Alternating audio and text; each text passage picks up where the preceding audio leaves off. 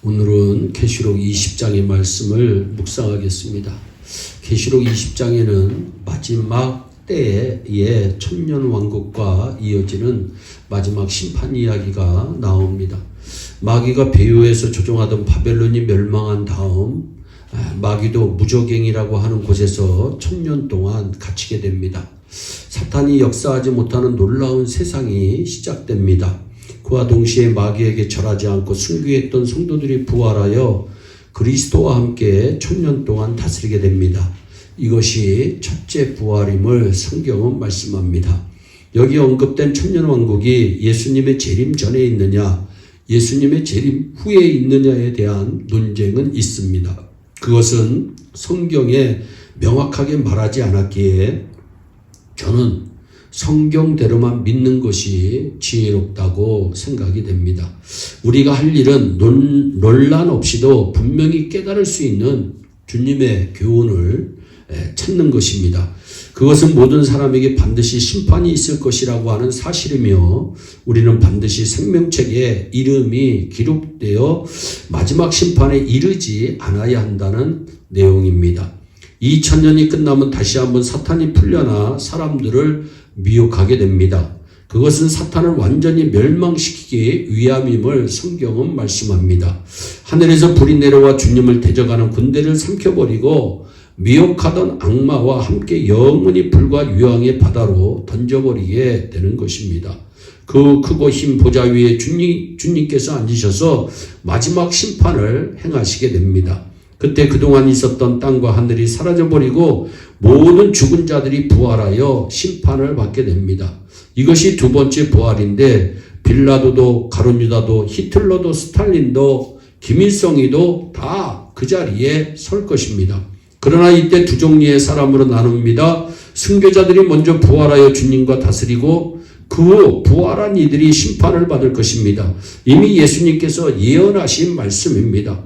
요한복음 5장 28절입니다. 이를 놀랍게 여기지 말라. 무덤 속에 있는 자가 다 그의 음성을 들을 때가 오나니 선한 일을 행한 자는 생명의 부활로 악한 일을 행한 자는 심판의 부활로 나오리라. 지옥은 반드시 있는 것입니다. 지옥은 없다고 말하는 것은 독약병에 독약이라는 글자를 지우고 해골 표시를 하지 말자는 것과 같습니다.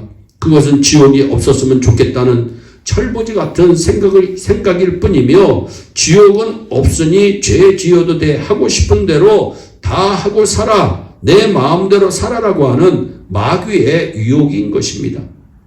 무디 선생님은 만일 지옥이 없다면 많은 시간을 들여 성경을 읽을 필요가 없고 성경은 다 불태워 버려야 한다. 지옥이 없다면 많은 시간과 돈을 들여 예배당을 지을 필요도 없다. 기존 예배당도 오락장소로 바꾸어 써야 한다고 말했습니다. 하나님 앞에는 펼쳐진 책들이 있는데 그것은 사람들의 행위를 기록한 책으로 하나님께서 심판하시는 근거가 될 것입니다. 그 책에 사람들이 일생, 말, 일평생 모든 행동이 빠짐없이 기록되어 있습니다. 하나님 앞에 가면 여러분의 책이 있습니다. 한평생 마음속에 생각한 것, 누구를 미워한 것, 은밀한 가운데 행한 모든 더러운 행동, 다른 사람이 모르는 일, 남편이나 아내도 모르고 부모도 자녀도 모르는 일이 다 기록되어 있고 그것으로 심판을 받습니다. 정말 두려운 일이 아닐 수 없습니다. 그런데 하나님 앞에는 또 하나의 책이 있습니다. 생명책입니다. 생명책의 이름이 기록된 사람은 마지막 심판을 받지 않고 영생을 얻게 됩니다. 누가 그런 복을 받습니까? 아주 쉽습니다. 자신의 죄를 진정으로 회개하고 예수님께서 자신을 대신하여 십자가에서 죽으셨음을 믿고 예수님을 영접하는 것입니다. 얼마나 쉽고 간단한 일입니까? 그래서 기쁜 소식 복음이라고 합니다. 마지막 심판을 알고 나면 세상에 자신의 이름이 생명책에 기록된 것보다 더 큰 축복은 없습니다. 그보다 더 큰 정말 기쁨도 없습니다. 생명책에 이름이 기록되었다는 것은 생명을 가진 사람이라는 말인데 그 생명이 무엇입니까? 성경은 예수 그리스도임을 분명히 밝히고 있습니다. 요한일서 5장 12절입니다. 아들이 있는 자에게는 생명이 있고 하나님의 아들이 없는 자에게는 생명이 없느니라. 그래서 생명책에 자신이 이름이 기록되었는지는 예수님께서 마음에 임하셨음을 아는 것을 분별할 수 있는 척도가 되는 것입니다. 그래서 성경은 주님을 영접하라고 우리에게 말씀합니다.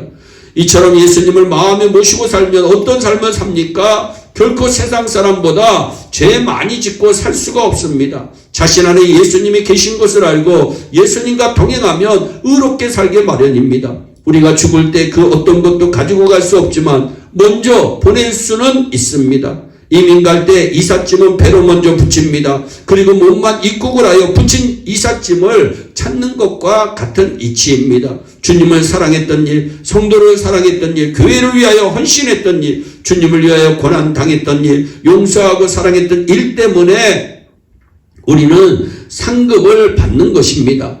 하나님의 나라에 가면 그로 인하여 말할 수 없는 기쁨이 넘칩니다. 마태복음 6장 20절입니다. 오직 너희를 위하여 보물을 하늘에 쌓아두라.